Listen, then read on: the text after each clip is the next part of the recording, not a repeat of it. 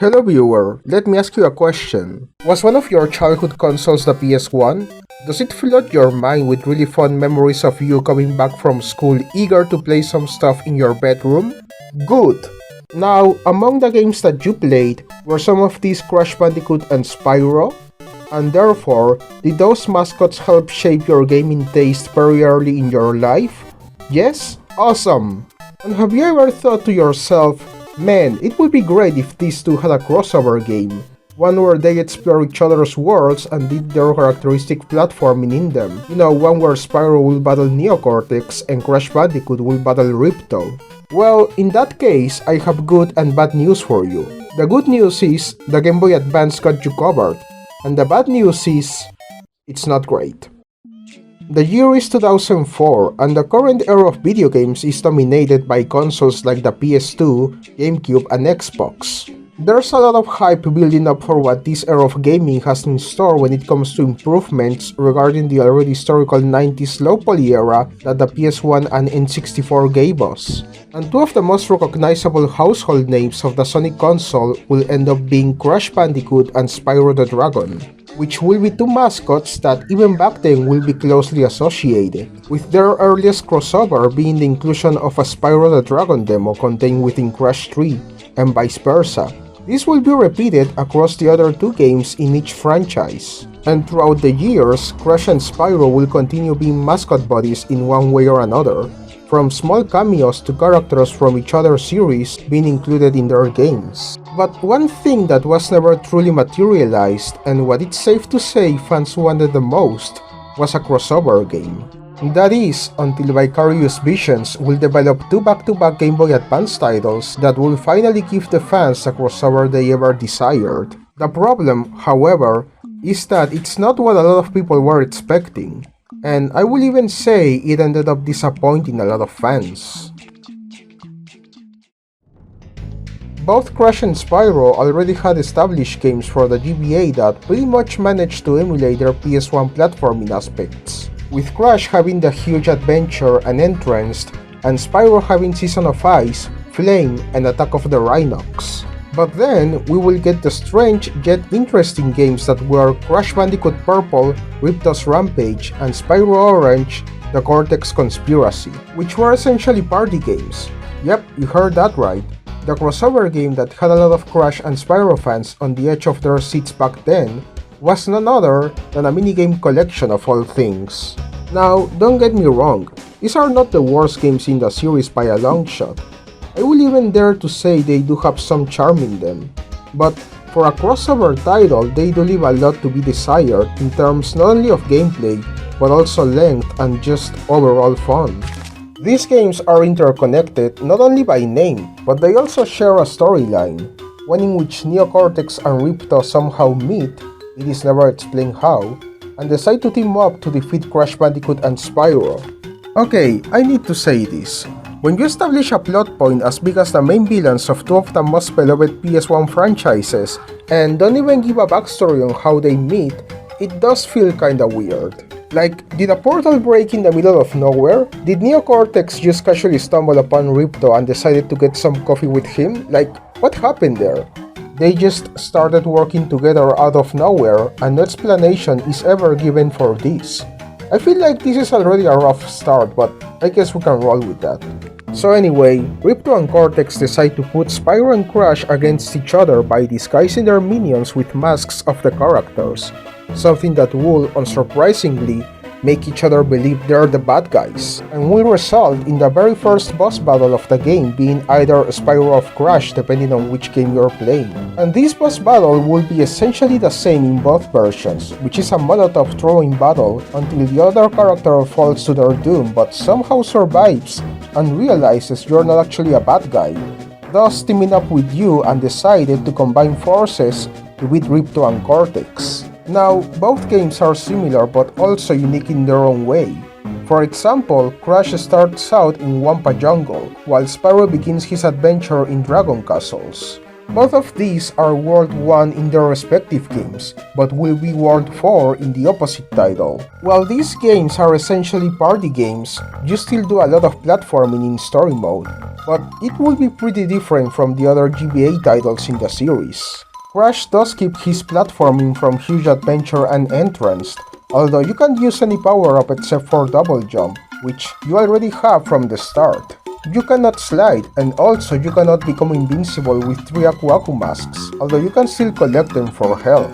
This game also has infinite lives, and you can collect Wumpa Fruit up to a 999 limit. And the purpose of Wumpa here is essentially to unlock minigames and new routes. Spyro, however, has a completely different platforming mechanic used here when compared to his other GBA games. Instead of using a top-down isometric view to simulate an open world the way those games did, Spyro Orange goes for a side-scrolling approach, which is also the first time ever a Spyro game does this.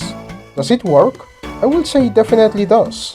Although there's a couple annoying things too, like the flame hitbox, which not always works, and you still get hit by enemies regardless. And the fact you don't really get to use some of the abilities that make Spyro what it is. You cannot fly or charge in this game, and the abilities that you have are jumping, hovering, and flapping, which makes this whole experience not feel like the most Spyro-like to me. That aside, you also have infinite lives in this game, and the gems serve once again as a way to unlock minigames.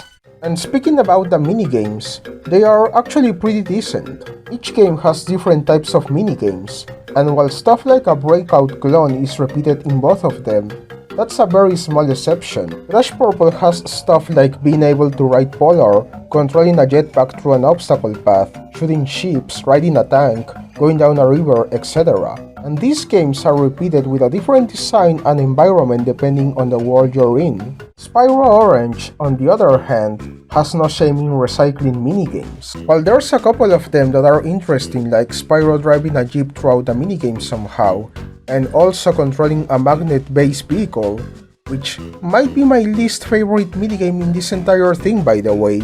Some of them are a top-down view of Spyro either flying or controlling a shooting vehicle throughout a level. These are the exact same concept, only done a bit differently to make it seem like it's a unique thing when it's essentially the same. I mean, just look at these two minigames. The only change is that one of them is vertical and the other is horizontal. How more shameless do you have to be to pass this off as if it was a completely different minigame? Overall, the minigames here are not as unique or as fun as the ones in Crash Purple, which is disappointing because I genuinely feel they could have explored more possibilities when it comes to Spyro-based minigames. Like maybe adding a Super Dash-based minigame or a minigame where you can control Hunter or something. It actually shocks me and makes me wonder if the people who developed this have played any of the Spyro PS1 titles and know what kind of grounds they were covering. Moving on from that, let's focus a bit more on the story mode of both games. Each of these has 5 worlds. World 1 and 4, which are Wumpa Jungle or Dragon Castles depending on which game you pick. World 2 being Arctic Cliffs. World 3 being Fire Mountains. And World 5, the last one, being Tech Park, a world which you unlock by different means in each game. Aside from the other main character at the beginning and the final boss battle against Ripto and Cortex together, each boss fight here is different depending on the game. Crash has Tiny and Ripto, and Spyro has Crush and Gulp and Neo Cortex.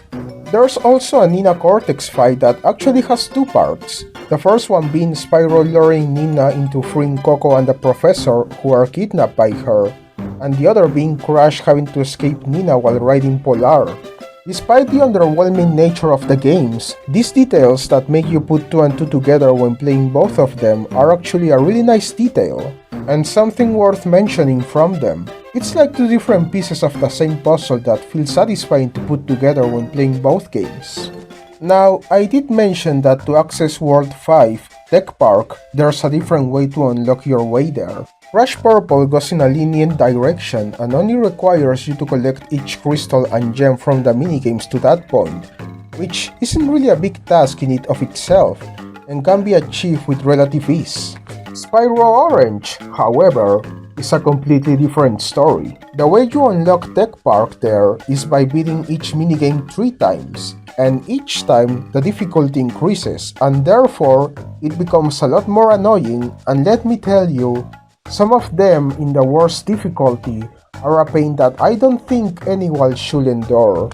In fact, while recording Spyro gameplay for this, I decided not to bother doing every minigame 3 times, not only because it would have taken me forever to put this video out, but also for my overall mental health and sanity. That said, by the time you get to Tech Park and you complete the last batch of minigames you have left, you end up battling Ripto and Neo Cortex at the same time in a space vehicle type of boss battle, which, to no one's surprise, is really lame and lasts as much as Cortex's final boss battle in Crash 2. But yeah, you know the drill. After that, the end happens and everyone lives happily ever after, blah blah blah, yada yada yada, roll credits, and you're done. Or are you? One more aspect of this game that is actually pretty core to the whole connection between the two of them that you know I cannot bypass is the card collecting aspect. You see, in this game you collect cards throughout story mode, not only getting them out in the open, but also by beating certain minigames and challenges. And there's even a couple amusing ones, like finding fake Crash hidden in dragon castles and getting his card alongside him. The whole idea of this is to be able to exchange cards with players that have the opposite game and collect as many as you can. A lot of these are exclusive to the game you're playing, mostly cards related to the main character franchise. I personally didn't really care for this aspect, and I know a lot of people will probably not even be bothered to collect every single card in both games, only to have it to full completion. But I still have to praise this game for implementing this neat aspect that young kids with a link cable would have probably appreciated as a way to exchange cards with their fellow classmates. Trust me, those days will never be back. Other than that, I don't really think I can say much else about these games. I do not feel they're awful by any means. If anything, they really only get annoying if you decide to complete them 100%, with Spyro Orange being the most notable case of this. Trust me, getting to Tech Park is already going to be a bigger challenge than the final boss battle, and if that's not saying how shitty that game can get, I don't know what would. But aside from that, they're a decent crossover pair of games that managed to give Crash and Spyro fans something they have been longing for since the PS1 days. Something that was most likely not what they expected in the slightest, but still a crossover, so at least there's that. But obviously, I do feel like an actual full Crash and Spyro crossover game on a console like the PS2 or whatever will have been a bigger game than Crash Purple and Spyro Orange will ever be. And it's a shame that we have never gotten that and probably never will, but at least we'll always have those sweet cameos in other games, so small win regardless.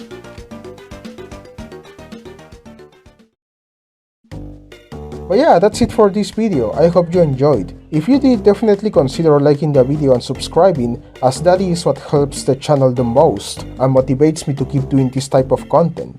I know I've been inconsistent, but I'm currently working a full-time job while doing content, so I hope you can bear with me. Also, as always, friendly reminder that I stream regularly on Twitch. I stream on Mondays, Wednesdays, and Fridays, so if you wanna drop by, then feel free to. And with that said, thanks a lot for watching, and I will see you in the next video.